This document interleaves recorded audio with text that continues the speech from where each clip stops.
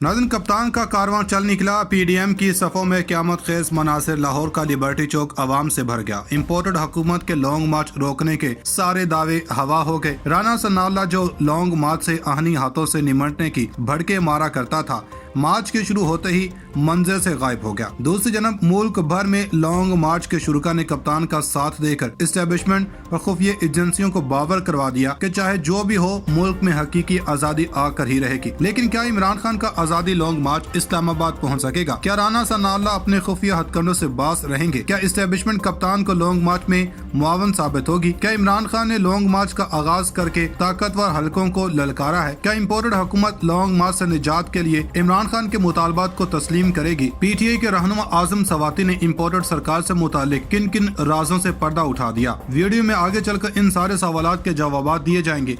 लेकिन यहाँ ये भी बताते जाएं कि इमरान खान को छेड़कर नून लीग ने नवाज शरीफ की रही सही सियासी साख को भी खुडे लाइन लगा दिया। इत्तेहाद में शामिल मुतअद्दिद जमातों ने इत्तेहादी हुकूमत को खुदा हाफिज कहने का इरादा कर लिया। इमरान खान की वजारत उज़्मा पर बहाली कन्फर्म हो गई। अदालतों ने भी खान को क्लीन चिट दे दी। इस्टेब्लिशमेंट ने लॉन्ग मार्च से मुतालिक अपना वादा पूरा कर दिया। नाज़रीन, इमरान खान की क़यादत में लॉन्ग मार्च का आगाज हो गया। खिलाड़ी सड़कों पर निकल आए। राना सनाउल्लाह बिफरे जमे गफीर को न संभाल सके। जैसे जैसे नवंबर करीब आ रहा है, सियासी हलकों की दिल की धड़कनें बढ़ती ही जा रही हैं। इमरान खान लॉन्ग मार्च कर रहे हैं। नून लीग साबिक वज़ीर-ए-आज़म नवाज शरीफ की मुबैना वतन वापसी का इंतजार कर रही है। पीपल्स पार्टी दूर बैठी तमाशा देख रही है और इस सारे सियासी लड़ाई में खुद को दूर रखे हुए है। जबकि पीडीएम में शामिल दीगर जमातें महंगाई से नाला होने के बावजूद इस हवाले से होने वाली आवामी बेचैनी देखकर चुप साधे हुए हैं। लेकिन क्या पीडीएम में शामिल जमातों की चुप आवाम के लिए मजीद मुश्किलात लाएगी? क्या इमरान खान के दरीना मुतालबात को मानकर आम इंतखाबात का ऐलान किया जाएगा? क्या लॉन्ग मार्च के दौरान इमरान खान की जान को खतरा है? क्या हुकूमत की कांपे टांगने वाली है? लॉन्ग मार्च की अभी तक के सूरत-ए-हाल ने शहबाज हुकूमत का सुकून गारत कर दिया। इम्पोर्टेड हुकूमत बौखलाहट का शिकार हो चुकी। इस्लामाबाद को कंटेनर्स लगाकर बंद कर दिया। लॉन्ग मार्च के आगाज पर लिबर्टी चौक पर जश्न का समा।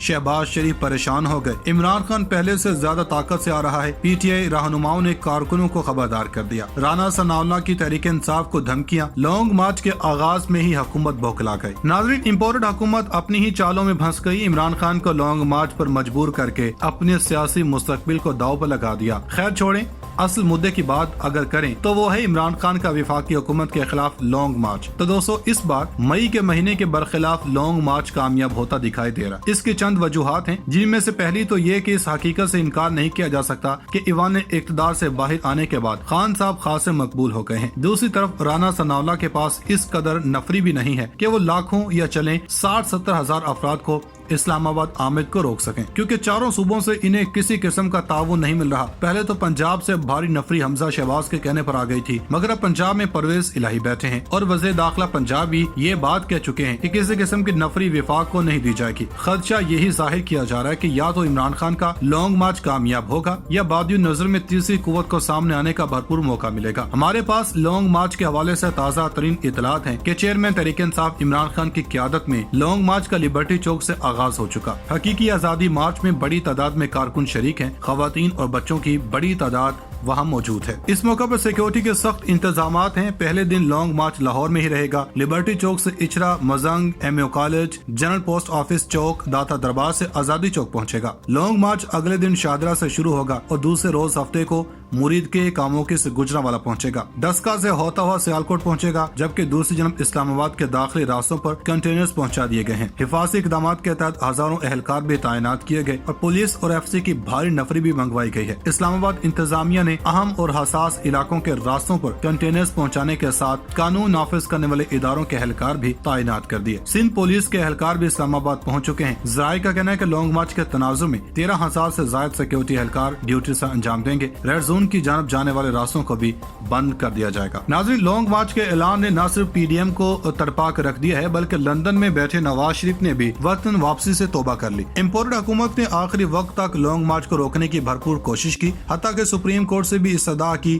لیکن عدالت عظمیٰ نے صاف انکار کر دیا۔ گزشتہ ہفتے سپریم کورٹ نے وفاقی حکومت کی عمران خان کا لانگ مارچ فوری روکنے کی استدعا مسترد کر دی تھی۔ چیف جسٹس آف پاکستان نے کہا تھا کہ فی الحال توہین عدالت نوٹس جاری نہیں کر رہے، نوٹس جاری کرنے سے تاثر جاتا ہے توہین عدالت کی کارروائی شروع ہو گئی۔ رپورٹس میں اتنا جواز موجود ہے کہ عمران خان سے جواب مانگا جائے۔ دوسری جانب لاہور میں فواد چودھری کے ہمراہ پریس کانفرنس کرتے ہوئے اسد عمر کا کہنا تھا کہ ہم کسی کو فتح کرنے نہیں نکل رہے، ہمارا یہ مطالبہ نہیں کہ تحریک انصاف کو حکومت واپس کر دو اور عمران خان کو وزیر اعظم بناؤ، ہمارا مطالبہ ہے کہ ملک میں فوری اور شفاف الیکشن کروائے جائیں کیونکہ اس وقت ملک میں معاشی، سماجی اور سیاسی بحران نظر آ رہا ہے اور اس بحران سے نکلنے کا راستہ نیا الیکشن ہے۔ ان کا کہنا تھا کہ آئین ہمیں سال کے 365 دن روزانہ جلسہ کرنے کی اجازت دیتا ہے۔ ہم نے 4 نومبر جمعہ کے لیے دھرنے اور جلسوں کا سلسلہ شروع کرنے کی درخواست دی ہے۔ ہمارا چارٹر آف ڈیمانڈ صرف اور صرف الیکشن ہے۔ ناظرین، P T a long march میں شرکت کرنے والے بعض کارکنوں کا جوش و جذبہ دیکھنے والوں کو یقیناً سوچنے پر مجبور کر رہا ہے کہ اب وہ کیا تبصرہ کریں۔ جوشیلے کارکنان میں سے ایک محاورے کو سچ ثابت کرتے ہوئے حقیقتاً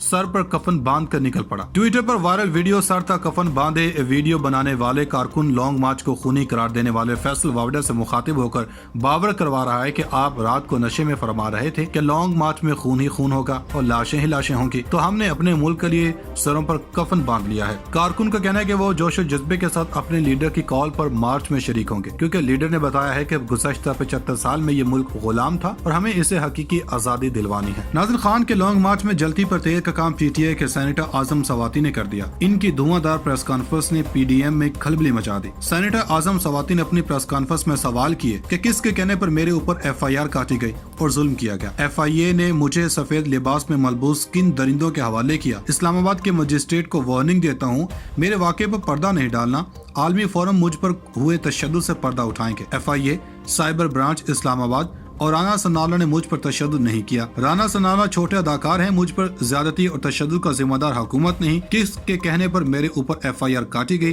اور ظلم کیا گیا؟ ایف آئی اے نے مجھے سفید لباس میں ملبوس کن درندوں کے حوالے کیا گیا۔ ناظرین کرام، ادھر عمران خان کے لانگ مارچ کے آغاز نے پی ڈی ایم کی ساری خواہشوں کو اپنے پیروں تلے روند کر رکھ دیا۔ ابھی صرف لانگ مارچ شروع ہوا ہے اور اتحادی حکومت کی نیندیں حرام ہو گئی ہیں۔ اطلاعات ہیں کہ لانگ مارچ کی کامیابی کے ڈر سے وزیر اعظم کا ساتھ اب وزراء وفاقی کابینہ کے چھوڑنے لگے ہیں۔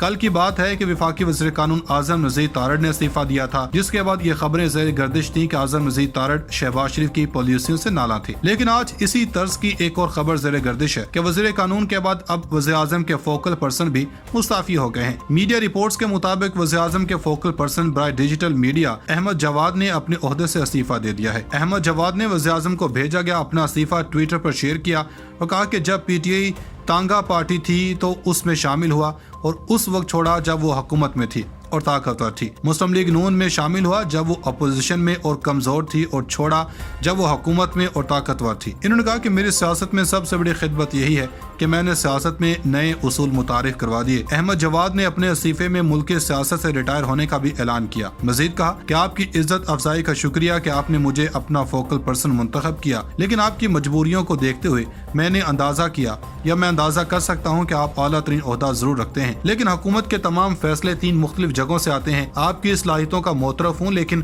آپ کی مجبوریوں کے پیش نظر میں اپنا استعفیٰ پیش کر رہا ہوں۔ میں یہاں یہ وضاحت کر دوں کہ میں نے اپنی ڈیوٹی کے دوران نہ تو کوئی تنخواہ لی، نہ کوئی گاڑی، نہ کسی قسم کی کوئی اور سہولت یا رعایت لی۔ اپنی پوری سیاسی زندگی میں پی ٹی آئی اور مسلم لیگ دونوں جماعتوں سے اپنی ایک پائی کا فائدہ نہیں لیا، ہمیشہ اپنی جیب پر انحصار کیا اور اپنے وسائل اور اپنے پیسے سے خلوص کے ساتھ جماعت کی مدد کی۔